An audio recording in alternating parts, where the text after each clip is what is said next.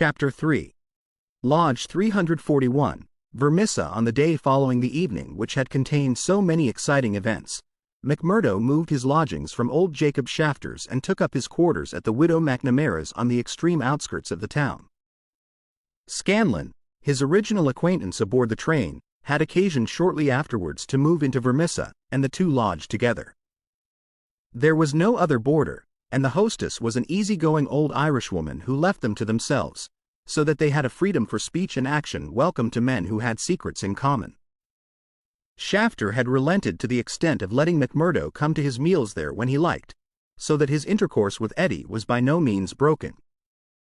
On the contrary, it drew closer and more intimate as the weeks went by.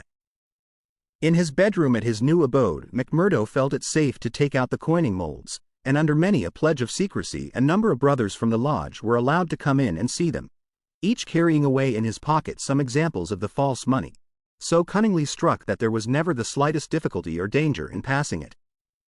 Why, with such a wonderful art at his command, McMurdo should condescend to work at all was a perpetual mystery to his companions, though he made it clear to anyone who asked him that if he lived without any visible means it would very quickly bring the police upon his track. One policeman was indeed after him already, but the incident, as luck would have it, did the adventurer a great deal more good than harm. After the first introduction there were few evenings when he did not find his way to McGinty's saloon, there to make closer acquaintance with "the boys," which was the jovial title by which the dangerous gang who infested the place were known to one another. His dashing manner and fearlessness of speech made him a favorite with them all, while the rapid and scientific way in which he polished off his antagonist in an all-in, bar-room scrap earned the respect of that rough community. Another incident, however, raised him even higher in their estimation. Just at the crowded hour one night, the door opened and a man entered with the quiet blue uniform and peaked cap of the mine police. This was a special body raised by the railways and colliery owners to supplement the efforts of the ordinary civil police, who were perfectly helpless in the face of the organized ruffianism which terrorized the district. There was a hush as he entered, and many a curious glance was cast at him, but the relations between policemen and criminals are peculiar in some parts of the States, and McGinty himself, standing behind his counter, showed no surprise when the policeman enrolled himself among his customers. "A straight whiskey, for the night is bitter," said the police officer. "I don't think we have met before, counselor." "You'll be the new captain?" said McGinty. "That's so. We're looking to you, counselor, and to the other leading citizens, to help us in upholding law and order in this township. Captain Marvin is my name." "We'd do better without you, Captain Marvin," said McGinty coldly, "for we have our own police of the township, and no need for any imported goods. What are you but the paid tool of the capitalists, hired by them to club or shoot your poorer fellow citizen?" "Well, we won't argue about that," said the police officer good-humoredly. "I expect we all do our duty same as we see it, but we can't all see it the same." He had drunk off his glass and had turned to go, when his eyes fell upon the face of Jack McMurdo, who was scowling at his elbow. "Hullo! Hullo!" he cried, looking him up and down. "Here's an old acquaintance." McMurdo shrank away from him. "I was never a friend to you nor any other cursed copper in my life," said he. "An acquaintance isn't always a friend," said the police captain, grinning. "You're Jack McMurdo of Chicago, right enough, and don't you deny it?" McMurdo shrugged his shoulders. "I'm not denying it," said he. "Dey think I'm ashamed of my own name? You've got good cause to be, anyhow. What the devil do you mean by that?" he roared with his fists clenched. No, Jack, bluster won't do with me. I was an officer in Chicago before ever I came to this darned coal bunker, and I know a Chicago crook when I see one." McMurdo's face fell. "Don't tell me that you're Marvin of the Chicago Central," he cried. "Just the same old Teddy Marvin, at your service. We haven't forgotten the shooting of Jonas Pinto up there. I never shot him. Did you not? That's good impartial evidence, ain't it? Well, his death came in uncommon handy for you, or they would have had you for shoving the queer. Well, we can let that be bygones, for, between you and me, and perhaps I'm going further than my duty in saying it. They could get no clear case against you, and Chicago's open to you tomorrow. I'm very well where I am. Well, I've given you the pointer, and you're a sulky dog not to thank me for it. Well, I suppose you mean well, and I do thank you, said McMurdo in no very gracious manner. It's mum with me so long as I see you living on the straight, said the captain. But, by the Lord, if you get off after this, it's another story. So good night to you, and good night, counselor. He left the bar-room, but not before he had created a local hero. McMurdo's deeds in far Chicago had been whispered before. He had put off all questions with a smile, as one who did not wish to have greatness thrust upon him. But now the thing was officially confirmed. The bar loafers crowded round him and shook him heartily by the hand. He was free of the community from that time on. He could drink hard and show little trace of it, but that evening, had his mate Scanlon not been at hand to lead him home, the fated hero would surely have spent his night under the bar. On a Saturday night McMurdo was introduced to the lodge. He had thought to pass in without ceremony as being an initiate of Chicago, but there were particular rites in Vermissa of which they were proud, and these had to be undergone by every postulant. The assembly met in a large room reserved for such purposes at the Union House. Some 60 members assembled at Vermissa, but that by no means represented the full strength of the organization, for there were several other lodges in the valley, and others across the mountains on each side, who exchanged members when any serious business was afoot, so that a crime might be done by men who were strangers to the locality. Altogether there were not less than 500 scattered over the coal district. In the bare assembly room the men were gathered round a long table. At the side was a second one laden with bottles and glasses, on which some members of the company were already turning their eyes. McGinty sat at the head with a flat black velvet cap upon his shock of tangled black hair, and a colored purple stole round his neck, so that he seemed to be a priest presiding over some diabolical ritual. To right and left of him were the higher lodge officials, the cruel, handsome face of Ted Baldwin among them. Each of these wore some scarf or medallion as emblem of his office. They were, for the most part, men of mature age, but the rest of the company consisted of young fellows from 18 to 25, the ready and capable agents who carried out the commands of their seniors. Among the older men were many whose features showed the tigerish, lawless souls within. But looking at the rank and file, it was difficult to believe that these eager and open-faced young fellows were in very truth a dangerous gang of murderers, whose minds had suffered such complete moral perversion that they took a horrible pride in their proficiency at the business, and looked with deepest respect at the man who had the reputation of making what they called a clean job. To their contorted natures it had become a spirited and chivalrous thing to volunteer for service against some man who had never injured them, and whom in many cases they had never seen in their lives. The crime committed, they quarreled as to who had actually struck the fatal blow, and amused one another and the company by describing the cries and contortions of the murdered man. At first they had shown some secrecy in their arrangements, but at the time which this narrative describes their proceedings were extraordinarily open, for the repeated failures of the law had proved to them that, on the one hand, no one would dare to witness against them, and on the other they had an unlimited number of staunch witnesses upon whom they could call, and a well-filled treasure chest from which they could draw the funds to engage the best legal talent in the state. In 10 long years of outrage there had been no single conviction, and the only danger that ever threatened the scorers lay in the victim himself, who, however outnumbered and taken by surprise, might and occasionally did leave his mark upon his assailants. McMurdo had been warned that some ordeal lay before him, but no one would tell him in what it consisted. He was led now into an outer room by 2 solemn brothers. Through the plank partition he could hear the murmur of many voices from the assembly within. Once or twice he caught the sound of his own name, and he knew that they were discussing his candidacy. Then there entered an inner guard with a green and gold sash across his chest. "The bodymaster orders that he shall be trussed, blinded, and entered," said he. The 3 of them removed his coat, turned up the sleeve of his right arm, and finally passed a rope round above the elbows and made it fast. They next placed a thick black cap right over his head and the upper part of his face, so that he could see nothing. He was then led into the assembly hall. It was pitch dark and very oppressive under his hood. He heard the rustle and murmur of the people round him, and then the voice of McGinty sounded dull and distant through the covering of his ears. "John McMurdo," said the voice, "are you already a member of the Ancient Order of Freemen?" He bowed in assent. "Is your lodge number 29, Chicago?" He bowed again. "Dark nights are unpleasant," said the voice. "Yes, for strangers to travel," he answered. "The clouds are heavy." "Yes, a storm is approaching." "Are the brethren satisfied?" asked the bodymaster. There was a general murmur of assent. "We know, brother, by your sign and by your countersign that you are indeed one of us," said McGinty.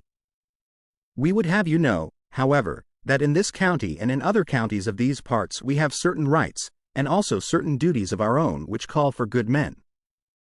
"Are you ready to be tested?" "I am." "Are you of stout heart?" "I am." "Take a stride forward to prove it." As the words were said, he felt two hard points in front of his eyes, pressing upon them so that it appeared as if he could not move forward without a danger of losing them.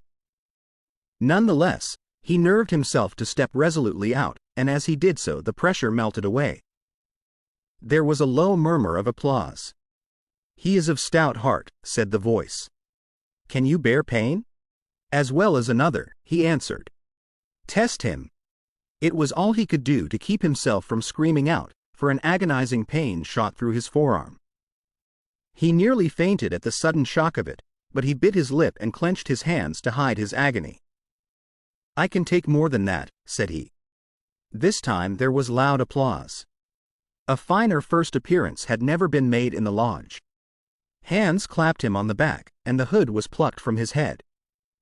He stood blinking and smiling amid the congratulations of the brothers.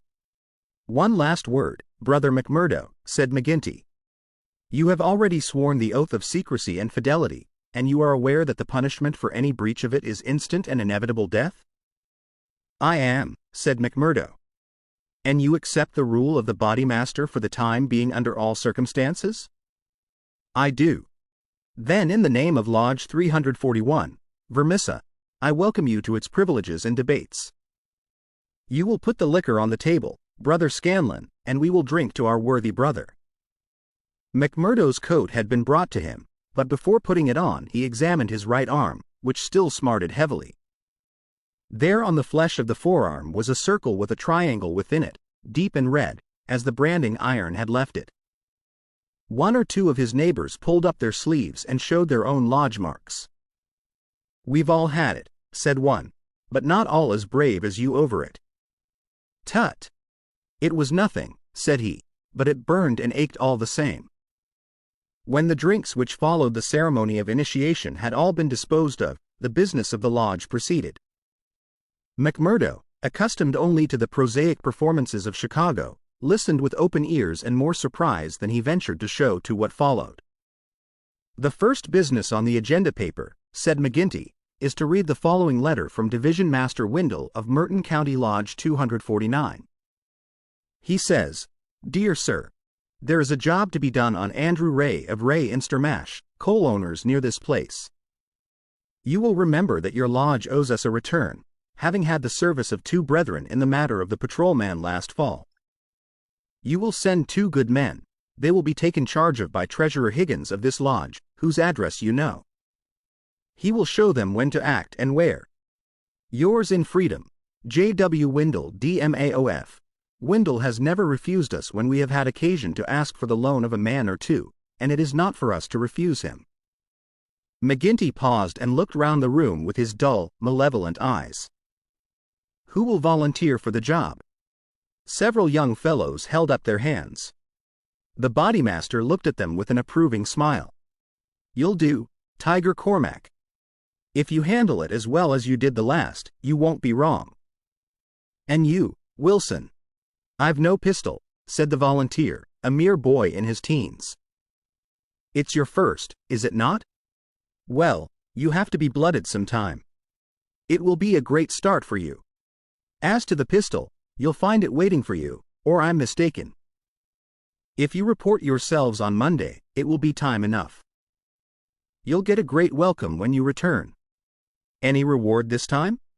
Asked Cormac, a thick-set, dark-faced, brutal-looking young man, whose ferocity had earned him the nickname of Tiger. Never mind the reward. You just do it for the honor of the thing.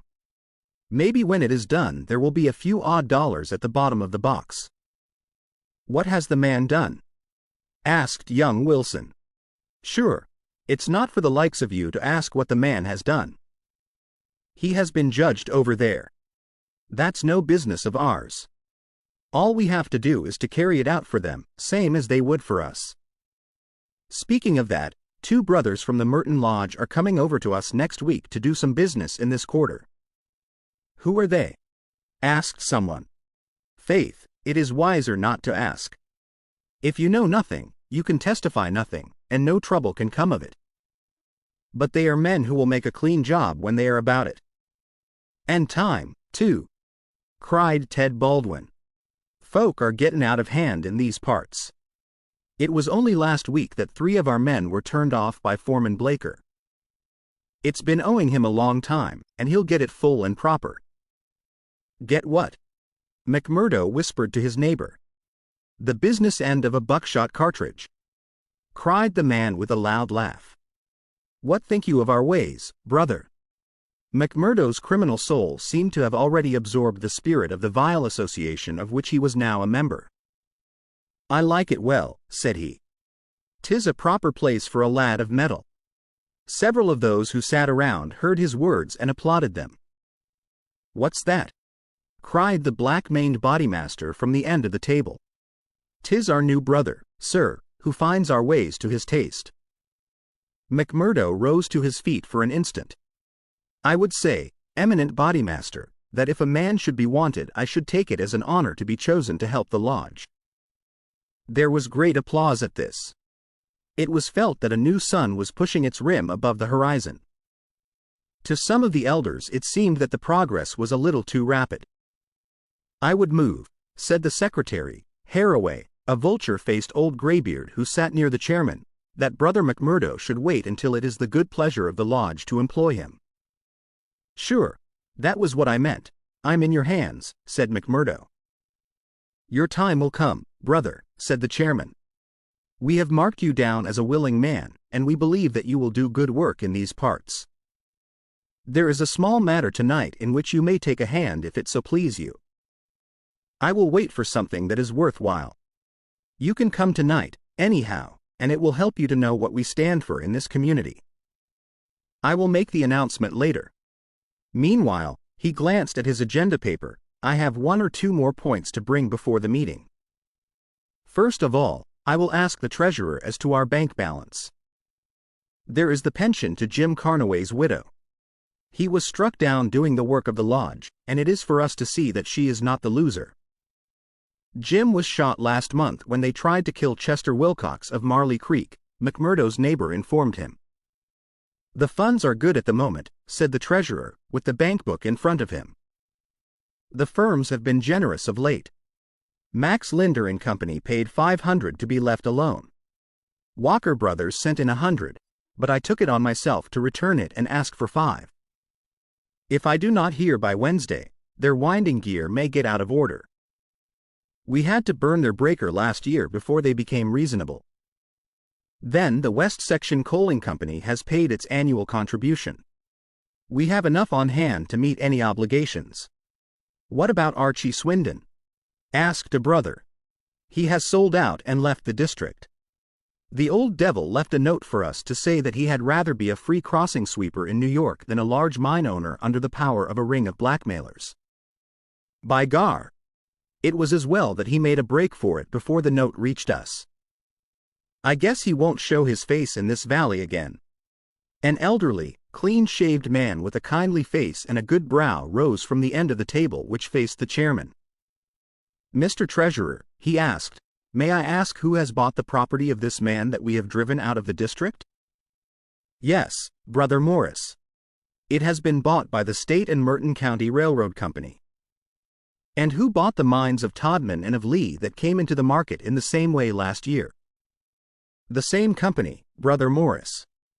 And who bought the ironworks of Manson and of Schumann and of Van Deer and of Atwood, which have all been given up of late. They were all bought by the West Gilmerton General Mining Company. I don't see, Brother Morris, said the chairman, that it matters to us who buys them, since they can't carry them out of the district. With all respect to you, eminent bodymaster, I think it may matter very much to us. This process has been going on now for 10 long years. We are gradually driving all the small men out of trade. What is the result? We find in their places great companies like the railroad or the General Iron, who have their directors in New York or Philadelphia, and care nothing for our threats. We can take it out of their local bosses, but it only means that others will be sent in their stead. And we are making it dangerous for ourselves. The small men could not harm us. They had not the money nor the power. So long as we did not squeeze them too dry, they would stay on under our power. But if these big companies find that we stand between them and their profits, they will spare no pains and no expense to hunt us down and bring us to court. There was a hush at these ominous words, and every face darkened as gloomy looks were exchanged. So omnipotent and unchallenged had they been that the very thought that there was possible retribution in the background had been banished from their minds. And yet the idea struck a chill to the most reckless of them. It is my advice, the speaker continued, that we go easier upon the small men. On the day that they have all been driven out, the power of this society will have been broken. Unwelcome truths are not popular. There were angry cries as the speaker resumed his seat. McGinty rose with gloom upon his brow. Brother Morris, said he, you were always a croaker. So long as the members of this lodge stand together, there is no power in the United States that can touch them. Sure, have we not tried it often enough in the law courts? I expect the big companies will find it easier to pay than to fight, same as the little companies do. And now, brethren, McGinty took off his black velvet cap and his stole as he spoke, this lodge has finished its business for the evening, save for one small matter which may be mentioned when we are parting. The time has now come for fraternal refreshment and for harmony. Strange indeed is human nature. Here were these men, to whom murder was familiar, who again and again had struck down the father of the family, some man against whom they had no personal feeling, without one thought of compunction or of compassion for his weeping wife or helpless children, and yet the tender or pathetic in music could move them to tears. McMurdo had a fine tenor voice, and if he had failed to gain the goodwill of the lodge before, it could no longer have been withheld after he had thrilled them with I'm Sitting on the Stile, Mary, and On the Banks of Allan Water. In his very first night the new recruit had made himself one of the most popular of the brethren, marked already for advancement and high office. There were other qualities needed, however, besides those of good fellowship, to make a worthy freeman, and of these he was given an example before the evening was over. The whiskey bottle had passed round many times, and the men were flushed and ripe for mischief when their bodymaster rose once more to address them. Boys, said he, there's one man in this town that wants trimming up, and it's for you to see that he gets it. I'm speaking of James Stanger of the Herald. You've seen how he's been opening his mouth against us again? There was a murmur of assent, with many a muttered oath. McGinty took a slip of paper from his waistcoat pocket. Law and order. That's how he heads it. Reign of terror in the coal and iron district. 12 years have now elapsed since the first assassinations which proved the existence of a criminal organization in our midst. From that day these outrages have never ceased, until now they have reached a pitch which makes us the opprobrium of the civilized world. Is it for such results as this that our great country welcomes to its bosom the alien who flies from the despotisms of Europe? Is it that they shall themselves become tyrants over the very men who have given them shelter, and that a state of terrorism and lawlessness should be established under the very shadow of the sacred folds of the starry flag of freedom which would raise horror in our minds if we read of it as existing under the most effete monarchy of the East? The men are known. The organization is patent and public. How long are we to endure it? Can we forever live? Sure, I've read enough of the slush, cried the chairman, tossing the paper down upon the table. Quote, that's what he says of us. The question I'm asking you is what shall we say to him? Kill him, cried a dozen fierce voices. I protest against that, said Brother Morris, the man of the good brow and shaved face. "I tell you, brethren, that our hand is too heavy in this valley, and that there will come a point where in self-defense every man will unite to crush us out. James Stanger is an old man. He is respected in the township and the district. His paper stands for all that is solid in the valley. If that man is struck down, there will be a stir through this state that will only end with our destruction." "And how would they bring about our destruction, Mr. Standback?" cried McGinty. "Is it by the police? Sure, half of them are in our pay and half of them afraid of us. Or is it by the law courts and the judge? Haven't we tried that before now, and whatever came of it?" "There is a Judge Lynch that might try the case," said Brother Morris. A general shout of anger greeted the suggestion. "I have but to raise my finger," cried McGinty, "and I could put 200 men into this town that would clear it out from end to end." Then suddenly raising his voice and bending his huge black brows into a terrible frown, "See here, Brother Morris, I have my eye on you, and have had for some time. You've no heart yourself, and you try to take the heart out of others. It will be an ill day for you, Brother Morris, when your own name comes on our agenda paper, and I'm thinking that it's just there that I ought to place it." Morris had turned deadly pale, and his knees seemed to give way under him as he fell back into his chair. He raised his glass in his trembling hand and drank before he could answer. "I apologize, eminent bodymaster, to you and to every brother in this lodge if I have said more than I should.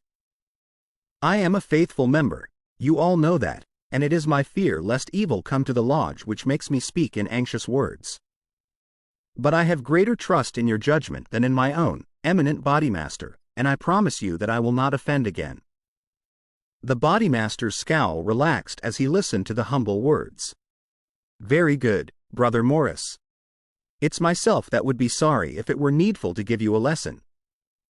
But so long as I am in this chair we shall be a united lodge in word and in deed.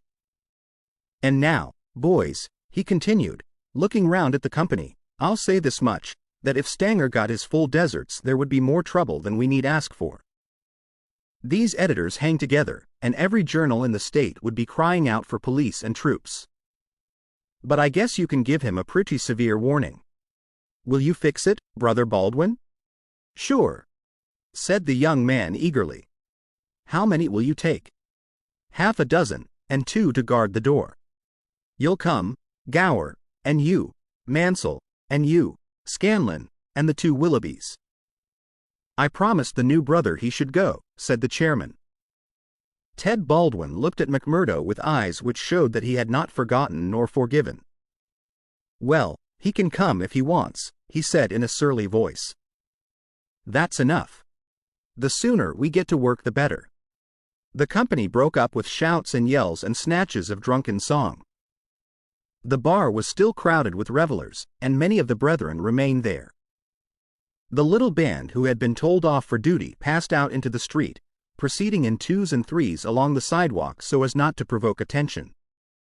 It was a bitterly cold night, with a half-moon shining brilliantly in a frosty, star-spangled sky.